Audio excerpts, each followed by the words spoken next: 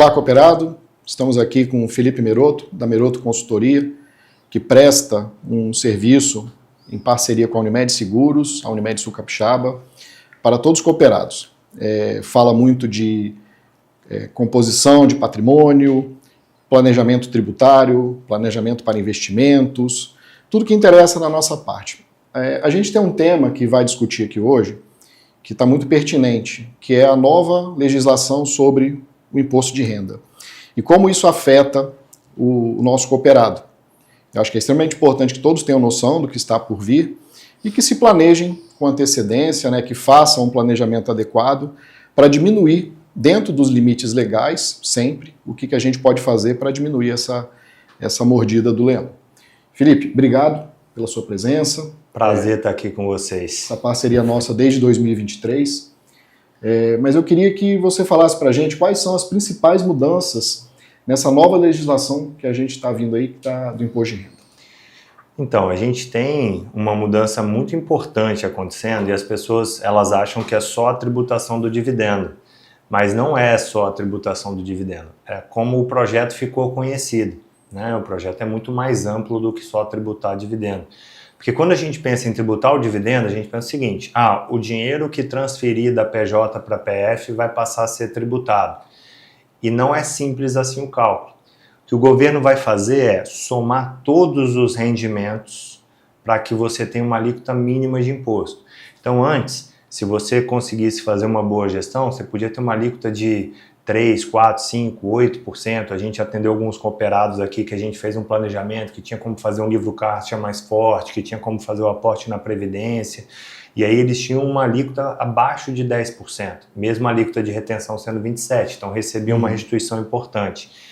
Agora, o que o governo está falando é o seguinte, olha, se você, um exemplo, passar de 1.200.000 de recebimento ano, você vai ter que pagar no mínimo 10%. Não importa o seu planejamento tributário, você vai ter que pagar R$120 mil. Só que para chegar em 1.200.000, não se soma só o dividendo. 1.200.000 é renda total, então conta o que recebeu da Unimed, o que recebeu da PJ, o que recebeu de rendimento de aplicação, o que recebeu sob juros de capital próprio, tudo isso conta para esse cálculo. Por isso que eu falo que é muito mais do que só o dividendo. E essas mudanças, elas já começam a valer a partir de quando? Essa é a parte, acho que mais urgente, né? A mudança ela começa a valer a partir de 1º de janeiro de 2026. Semana passada eu recebi um médico lá no escritório e aí ele falou para mim o seguinte, eu estava na porta do hospital esses dias conversando com um colega e ele não tinha nem ideia que estava acontecendo essa mudança. Então, assim, tem muito médico que ainda trabalha muito, corre muito, atende aqui, atende ali, atende lá, tem suas dinâmicas e ainda não foi acionado, ainda não foi cutucado para que, se ele não fizer nenhum planejamento, a partir de janeiro ele está com problema. Porque a gente pensa, que o imposto de renda você declara em referente ao ano anterior, então a pessoa pode estar pensando, só em 2027 vou me preocupar com a declaração de 26, mas na verdade ela tem que já em janeiro começar a se planejar. Sim. Dentro dessa nova lei para ter uma adequação no pagamento dos tributos, correto? Porque além de você ter o ajuste anual que você está falando, que vai continuar existindo, a gente vai ter uma retenção na fonte. Então, se houver a transferência acima de R$50 mil de PJ para a pessoa física, vai ter uma retenção na fonte de 10%. E lá no final, na declaração anual, faz-se o ajuste. Não, sua alíquota final não foi 10, foi 8, foi 7, aí você tem uma restituição. Mas na fonte 10. Então é preciso já de antemão fazer um planejamento para que você não exceda essa retenção na fonte a partir de janeiro. Então, quem é que deve ficar mais atento a essas mudanças? É o cooperado que atende, que trabalha como pessoa física e como pessoa jurídica? Seria isso? Então, se o cooperado ele trabalha só como pessoa física, não mudou nada na vida dele. Por quê? A retenção dele segue uma tabela progressiva. Então não vai haver uma mudança porque ele já terá uma tributação mais alta, porque essa tributação chega em 27,5%, certo? Então, ao longo do ano, a Unimed já vai fazer uma retenção superior àquela que seria a retenção mínima, que seria de 10%, ok? Mas, se ele atua como pessoa física e jurídica, aí ele vai precisar ter uma atenção redobrada, porque o cálculo da pessoa jurídica vai ser diferente. E, inclusive, vai ser extremamente importante um alinhamento com o contador para que ele passe a olhar a pessoa física do médico além da jurídica. A gente pega muitas consultorias que a gente faz aqui para os médicos, que o contador fez um bom planejamento para a pessoa jurídica, só que ele esqueceu de olhar a física. E aí ainda era possível ajustar. Agora, se o contador não olhar os dois, ele vai prejudicar o cliente de qualquer forma. Então tem que ter um alinhamento muito grande entre o profissional, né, que tem a pessoa física e jurídica, o contador também, né, e a Meroto também está prestando a consultoria para esse grupo, né. O que você acha, qual seria a melhor estratégia para um cooperado que atua como pessoa física e pessoa jurídica? Qual a melhor estratégia que ele pode ter? Então, a gente separou isso para os cooperados que a gente tem feito atendimento em classes, né? No sentido de que se você está excedendo pouco o limite, então você passou ali de 600 mil até 800 mil reais, certo? Não faz sentido você criar uma estrutura mais robusta. Então, se você fizer um VGBL corporativo, por exemplo, você tem uma distribuição de lucros que continua isenta.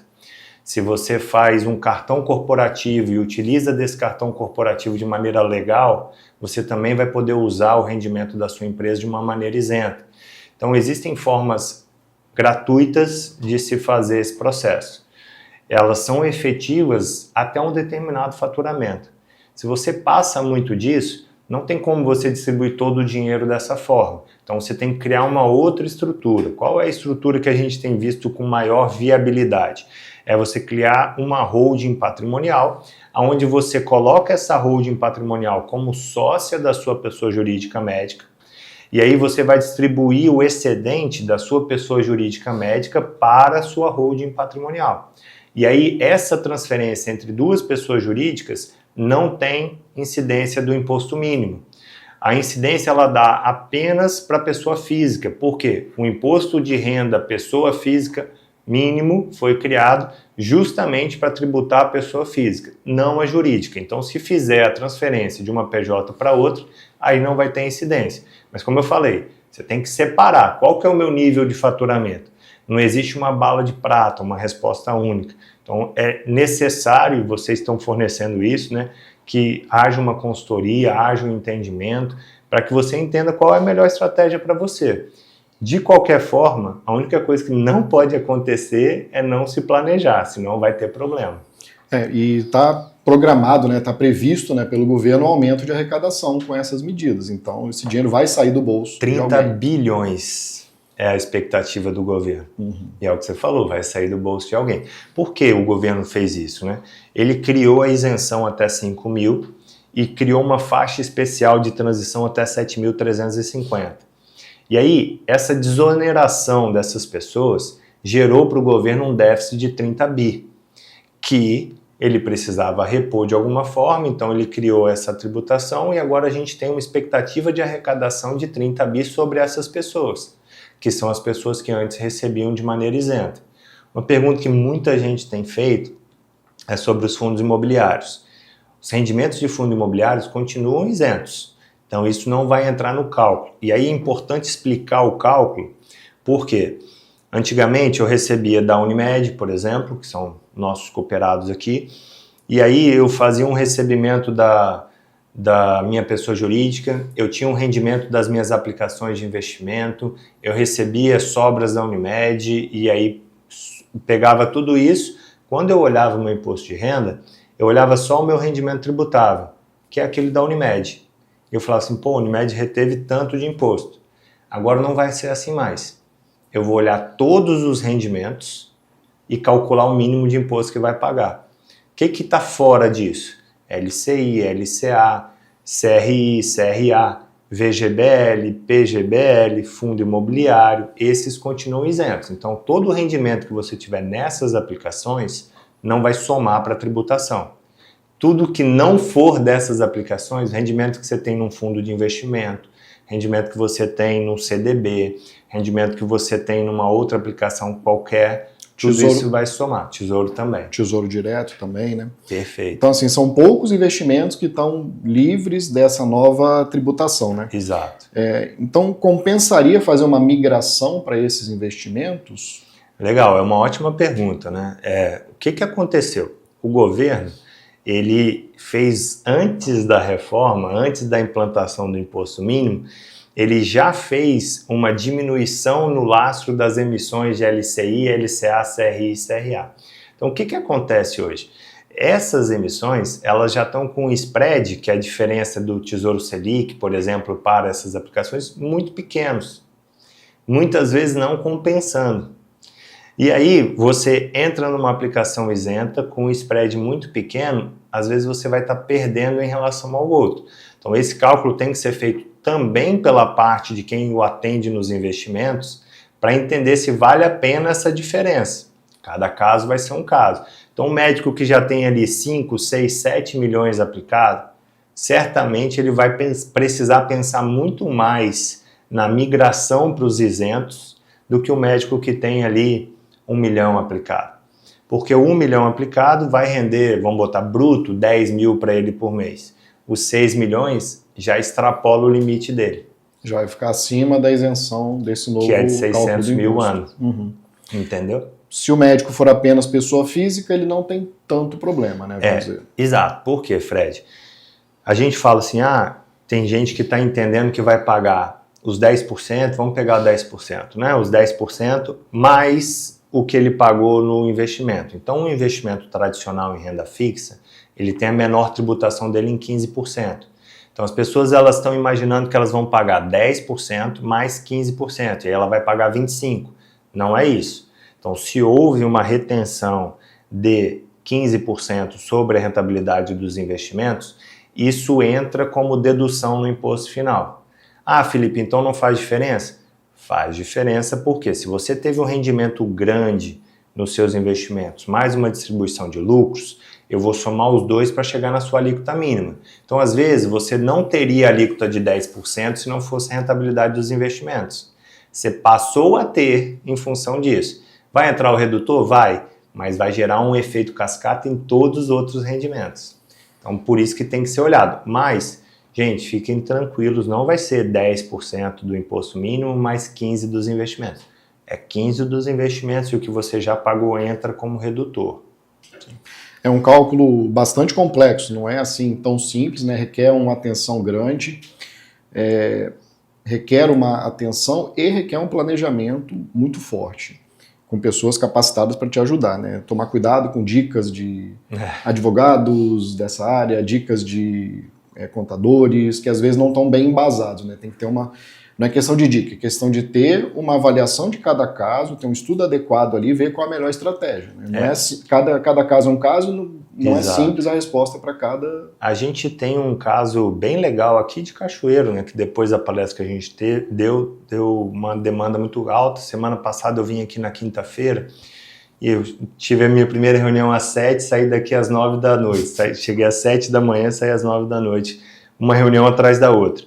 E aí teve um grupo de médicos, eles têm uma empresa grande, e são, acho que 5 sócios, e a gente fez o cálculo para cada um. Um advogado já tinha abordado eles, falado assim, a gente tem que criar uma holding urgente.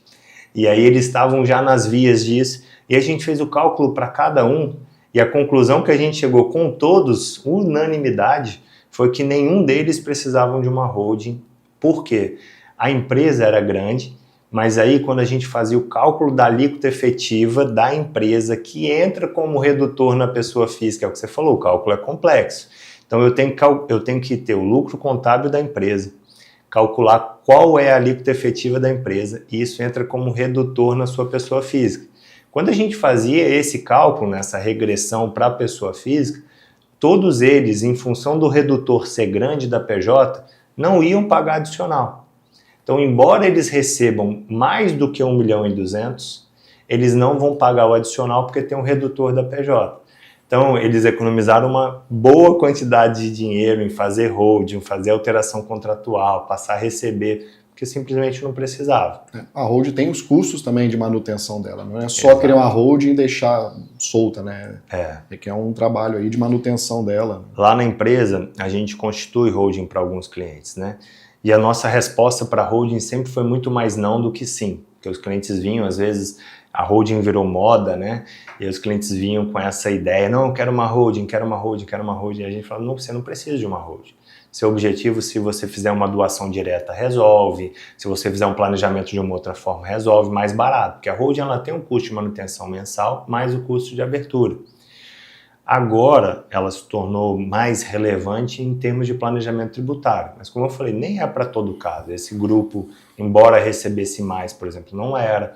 Se você está na faixa ali até 700, 800 mil, um VGBL te atende. Então, tem que fazer cálculo, é o que você falou, é um planejamento que tem que olhar investimento, contabilidade, distribuição de lucros e o rendimento de pessoa física. Para o cooperado que é pessoa física, continua valendo o que você sempre tem falado, que é a questão do planejamento, de ter um PGBL? Isso é muito legal, Fred, porque vai mudar um pouco a dinâmica, tá? Em que sentido? Se você, por exemplo, fazia um livro caixa bem robusto, isso diminui muito a sua alíquota na Unimed. Mas hoje, antigamente a gente falava, faz o livro caixa de maneira ilimitada, no sentido de tentar botar o máximo de despesas ali para diminuir a sua alíquota efetiva. Alguns casos, e não são poucos, quando o médico tem uma utilização de insumos muito alta na sua atividade, você consegue deduzir muito e você joga a alíquota desse médico lá embaixo.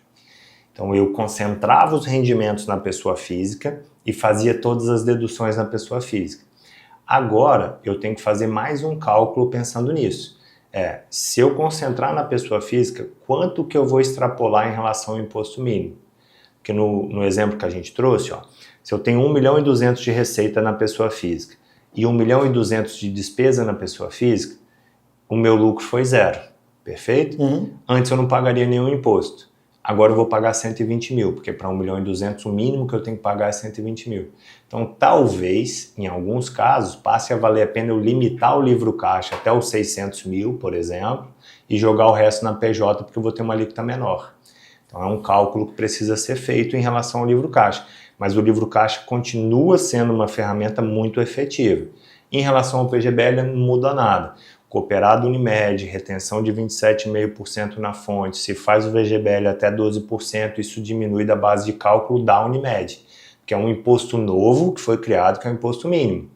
O resto continua a mesma coisa, então o governo vai continuar tributando todo o resto e criou um novo.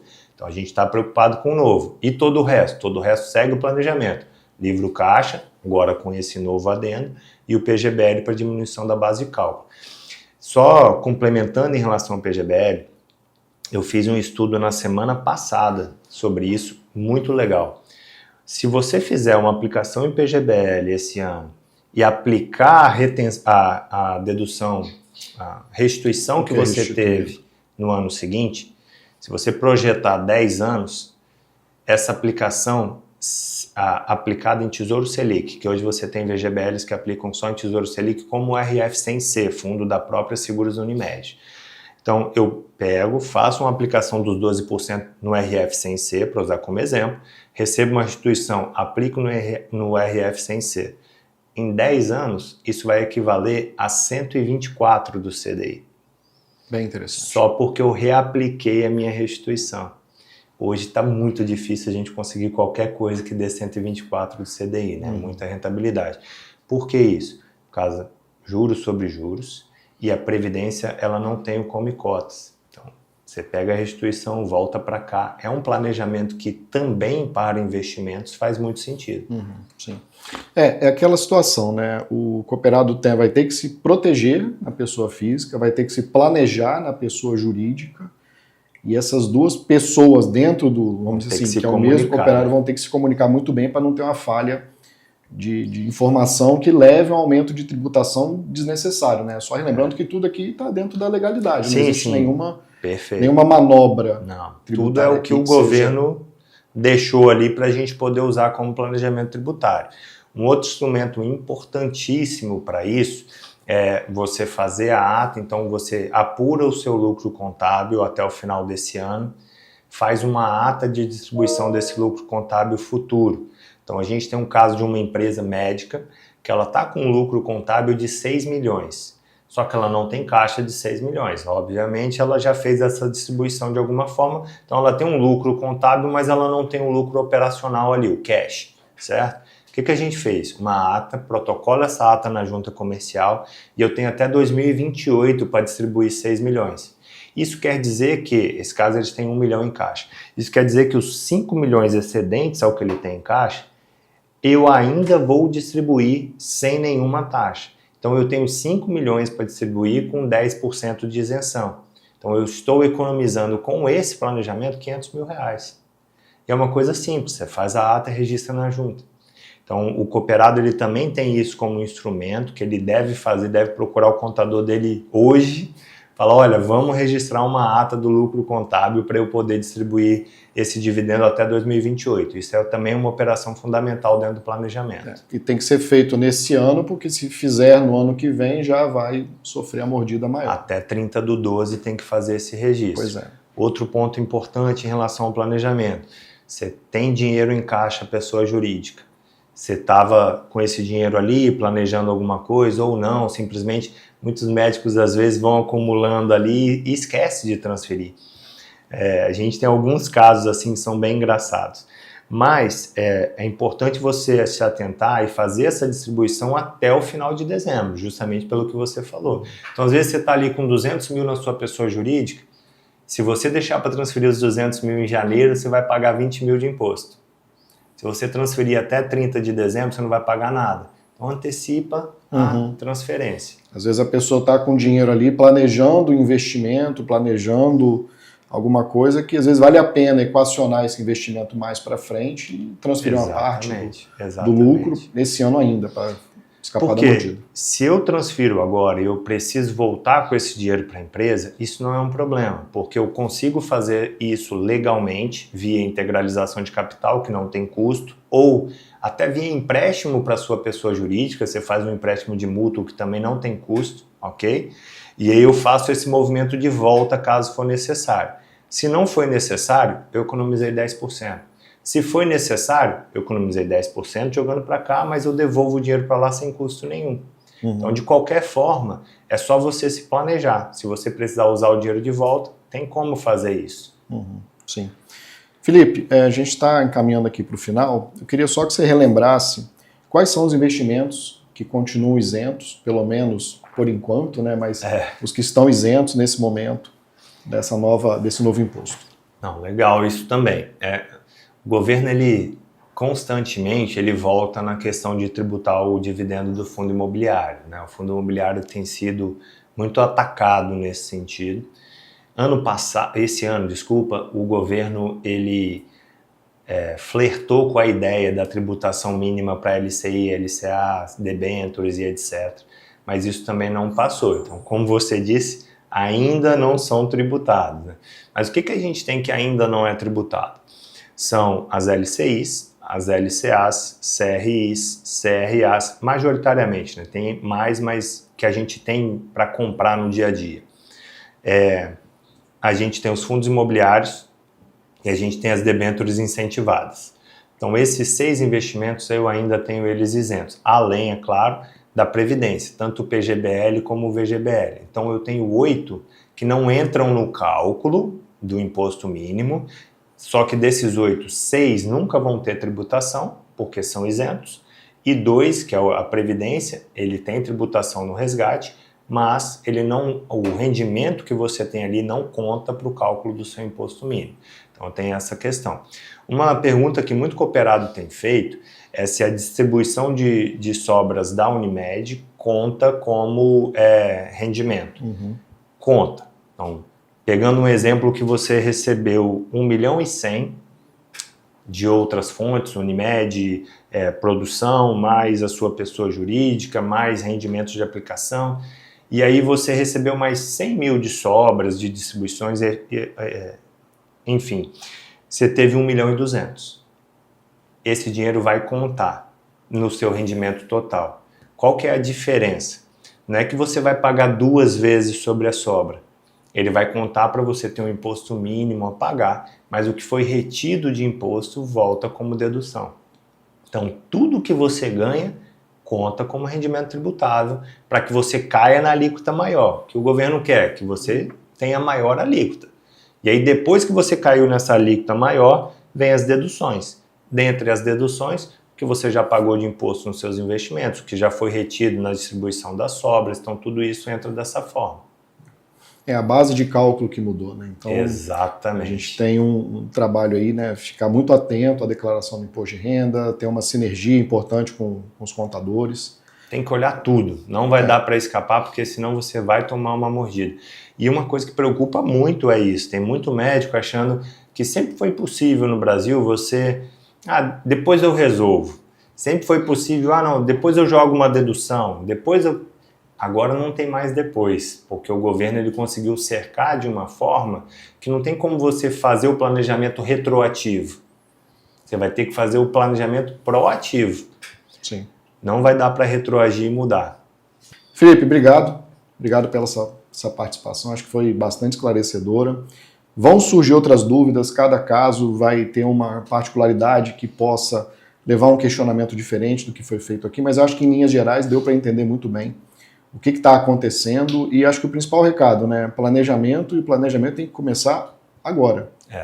Tem que começar agora para já nesse final de ano diminuir o risco aí de um aumento de carga. Para agora, você que está ouvindo a gente e precisa, não vai ter tempo de fazer tudo que tem que ser feito. O que você precisa fazer como primeiro passo urgente? A ata para a distribuição do lucro contábil e a distribuição que você puder fazer da pessoa jurídica para a física. Essas 2 ações precisam ser feitas impreterivelmente até 30/12. O resto dá para a gente planejar em janeiro. Nosso time está à disposição da Unimed Cachoeiro para atender todos os cooperados e fazer esse planejamento integral para vocês e assim custo, tá? Nem para a Unimed, nem para o cooperado, né? Isso é uma parceria que a Seguros Unimed trouxe, então ela absorveu esse custo.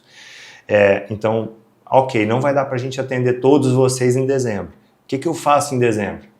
Distribui o lucro que está parado na PJ e faz a ata para distribuição do lucro contábil futuro. O resto, em janeiro, a gente senta e faz o planejamento. Essa aí seria a medida urgente, necessária, e em janeiro cada um se programa para ter acesso à consultoria e começar a fazer o planejamento já do ano que vem. Perfeito. Só relembrando, né, a parceria da Unimed Seguros, Meroto Consultoria, Unimed Sul Capixaba, para todos os nossos cooperados. Obrigado, um abraço.